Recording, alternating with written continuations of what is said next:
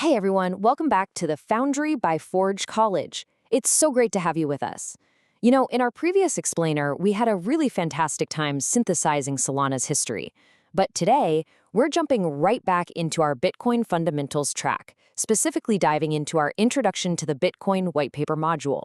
And today's explainer is titled exactly what we're covering: Economic Dynamics Around Bitcoin Mining.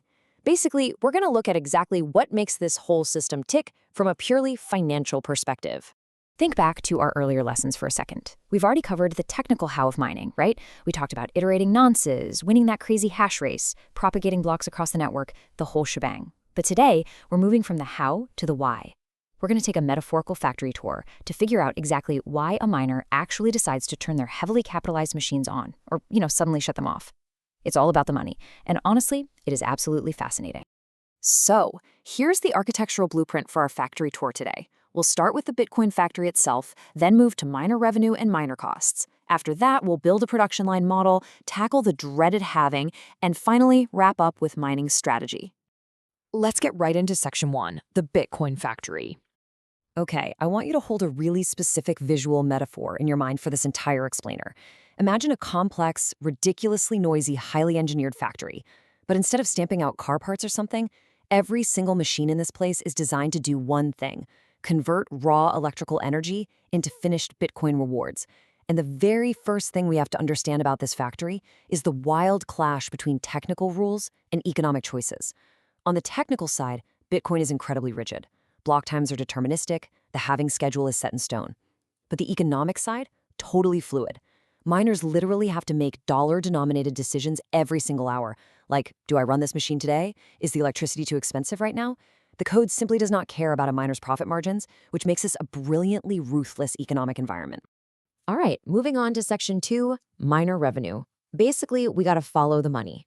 So our factory really relies on two totally distinct revenue streams. First up, we've got the block subsidy. This is the newly minted Bitcoin you're awarded when you find a block.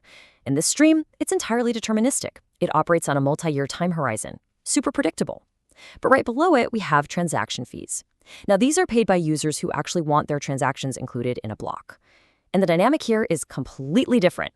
It's wildly volatile, completely demand-driven, and shifts on a time frame of like minutes to months. So miners are constantly forced to balance that nice, predictable subsidy with the wild, unpredictable swings of the fee market. Next up, section 3, miner costs. Time to foot the bill. Because let's be real, revenue is only half the story, right? Let's take a look at the expenses. Here is the clean, bare-bones checklist of bills our factory manager actually has to pay. You've got electricity, hardware depreciation, facility overhead, labor, and of course, financing or capital expenditures, CapEx. And here's the kicker. Each of these line items has a totally different time dynamic. Some are massive daily headaches, and some are multi-year strategic burdens. But we gotta talk about number one. Electricity is absolutely the number one short-term cost driver. It varies by where you're located, what kind of contract you signed, even the time of day. Imagine a dad following you around the house, just constantly yelling at you for leaving the lights on and wasting power, right? Now multiply that anxiety by about 1 billion, and you start to understand the daily, grinding stress of a Bitcoin mining factory manager just trying to keep the power bill under control. And then we have the silent killer, hardware depreciation. Specialized mining rigs, which we call ASICs, lose their efficiency and their economic value incredibly fast. It is exactly like buying the most expensive, shiny new smartphone on the market. I mean, it feels ridiculously fast and powerful today, right? But in just a year or two, a newer generation drops, and suddenly your wildly expensive phone feels frustratingly slow and obsolete. Well, in mining, if your machine is obsolete, it literally means it is costing you more in electricity than it's actually generating in Bitcoin. Which brings us to section 4, the production line mental model. So how do miners actually cope with all this? Well, the first big lever our factory manager has is utilization. This is the short-term, easily reversible decision to just power machines up or down based on current profitability. Think of it as a giant emergency off switch on the factory floor. If spot electricity prices suddenly spike, maybe there's a heat wave and the local grid is super stressed, running those machines becomes unprofitable. So the manager slams that off switch. Boom. When power gets cheap again, they flip it right back on. It's a rapid, instant reaction to the current market. So, the absolutely crucial point here is understanding the difference between these two levers. Utilization is short term, it's that quick on off toggle. But replacement? Now, that is a massive long term capital expenditure decision. Buying next generation machinery or locking in a 10-year energy contract means you are dealing with sunk costs. It forces the miner to gaze into a crystal ball and forecast what Bitcoin prices and transaction fees will look like years down the road. You can reverse utilization tomorrow. You cannot easily reverse a multi-million-dollar hardware purchase.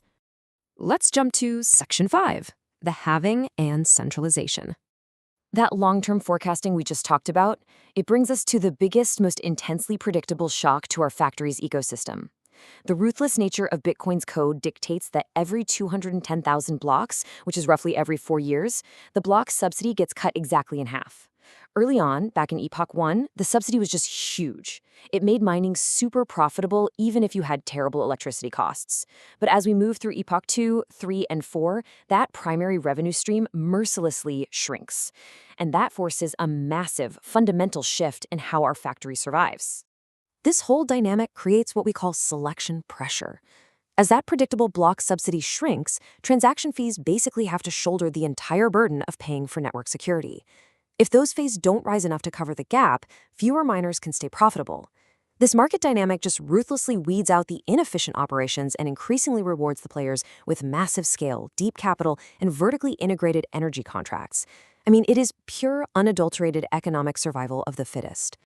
Let's actually look at how this builds into a beautifully self-healing network. When a halving hits, or say if the price of Bitcoin suddenly crashes, we get a revenue shock. Marginal miners, the ones operating with razor-thin margins, are literally forced to unplug. That's step 1. Because all that hash power drops off the network, step 2 occurs. Block times temporarily lengthen. Things slow down. But then step 3 kicks in. The network automatically adjusts its difficulty downward, making it easier for the remaining miners to find blocks, and boom, equilibrium is beautifully restored. All right, final part. Section 6, building your mining strategy. Now that we've fully grasped the immense pressures of this environment, let's break down the 3 main types of operators and how they actually survive out in the wild. First, the hobbyist. They're usually the last ones to enter during a massive bull run and the first to get squeezed out. They have no real economic advantage. Then you have the mid-sized commercial farm. They rely on agility. They scale their capacity up or down seasonally just to chase those transaction fee spikes. But the giant industrial players, they survive purely on long-term planning. They have these locked-in, dirt-cheap energy contracts and massive economies of scale that allow them to just weather the storms. Honestly, no matter which type of operator you are, it all comes down to this brutally simple arithmetic, the break-even formula. Our factory manager is constantly running this equation in their head. Expected revenue per hash minus energy costs minus amortized capex. If that number is positive, great, you're making a profit. If it's negative, you are bleeding cash and you need to make a tough utilization decision, like yesterday. Okay, let's wrap up our factory blueprint tour with a few key takeaways. First, revenue composition completely dictates your survival. As that subsidy drops, fees become your absolute lifeline. Second, your costs differ drastically in timing.